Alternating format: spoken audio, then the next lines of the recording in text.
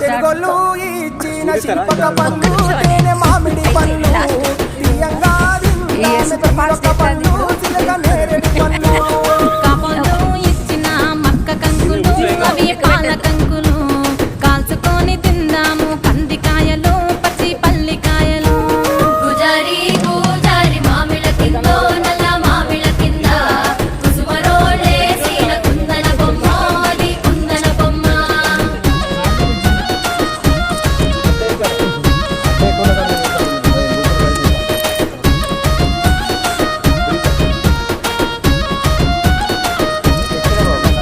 బెస్తోలు పెట్టిన పచ్చి చేపలు అవి వట్టి చేపలు